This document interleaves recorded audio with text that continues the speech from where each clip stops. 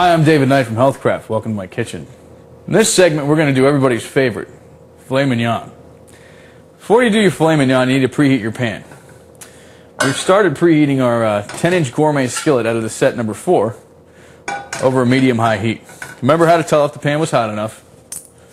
You want to wait till the water dances around. Once it dances around, you've reached the correct cooking temperature and you're ready to go. Okay, well, I've got our fillets here. We're just going to place 1 and 2. I just season these with a little bit of salt and pepper. You may not like salt and pepper, but salt and pepper on beef goes pretty well to me. So it's personal preference whether you want to use it or not. If you're going to use salt, I recommend you use sea salt. Okay, the steaks, they're stuck on the pan. That's going to tell you that they're not ready to be turned over.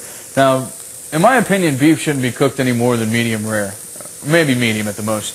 You're going to spend a lot of money on a cut of steak. You don't want to overcook it, and you don't want it to be dried out because, in my opinion, that's a waste of money, and you don't get to enjoy the full flavor of the beef. So you're going to start with a hot pan. Now we're going to cover it. We're going to open the vent. This is going to cook the steak quicker, and you're still going to get a nice sear on it. Without that vent, if you're cooking meats, you'd have to fry the meat like that. And that's fine, too, if you want to do that, but that's why we give you the vent on top.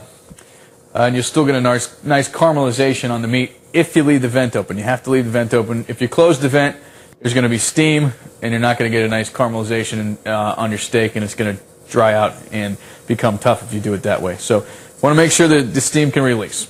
We're going to give that about 1.5 minutes, 2 minutes on each side. Depending on the thickness of the steak, that depends on how long you're going to cook it. Now, if you like medium rare, what you want to do is take your hand like this. Leave it loose. Just poke right there. The meaty part of your hand right there, that's going to tell you medium rare. If you take your thumb, close it like that, that's medium. You go like that, that's well done, and you don't want that. So, medium rare, medium, just poke the steak, that'll tell you what to do. About 2 minutes have passed. Yeah, your steak releases just like that. Get a nice, beautiful golden brown crust right on there. Now, at this point, what I would do is I would leave the lid off the pan because you want to get a nice crust on the other side. The pan is kind of cooled down since you put the meat in. So leave the lid off. Maybe bump the heat up just a tiny bit so you get a nice sear on the other side.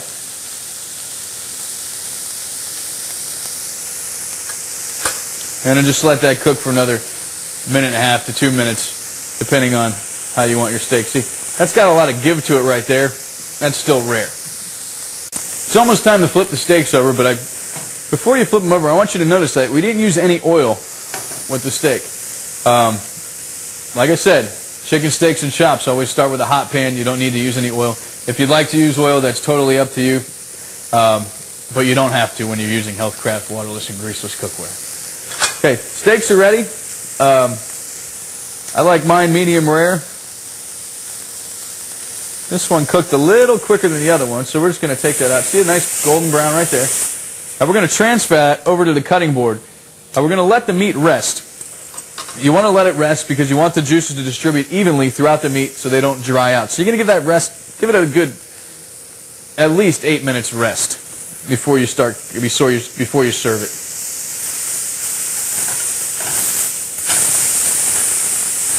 Same thing with this one. Put that right on the plate. Now what you can do from here is I've put about 1/2 teaspoon of butter right here in the bottom of the pan. We're going to take some shallots, put those in. I'm just going to sweat those down.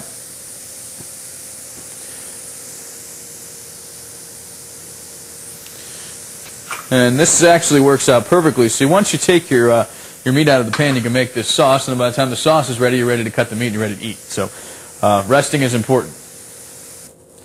Okay, we sweated the shallots down. To that, we're going to add a little bit of cognac.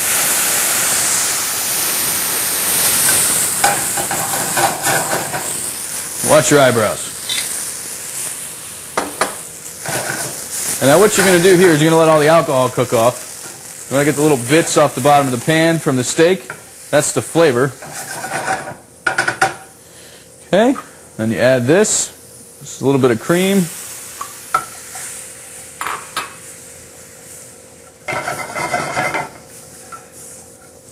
And your peppercorns,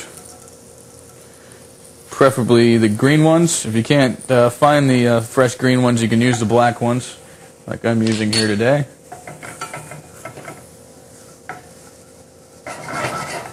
But it's definitely better with the green ones. Okay, now we're going to turn that down to low. We're going to let that thicken up. While we're doing that, we're going to go ahead and cut our steak up. Grab the knife. Okay. Got this resting here. We might as well just cut both of them up.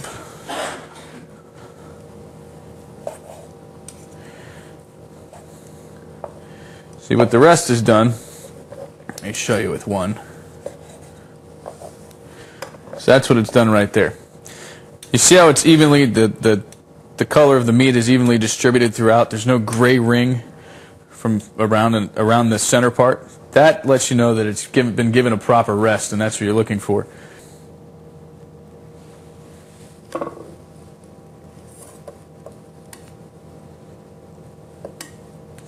Just like that.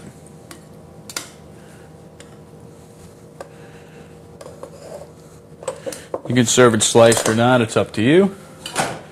Just take a little bit of this sauce, and you can go right over the top of it just like that.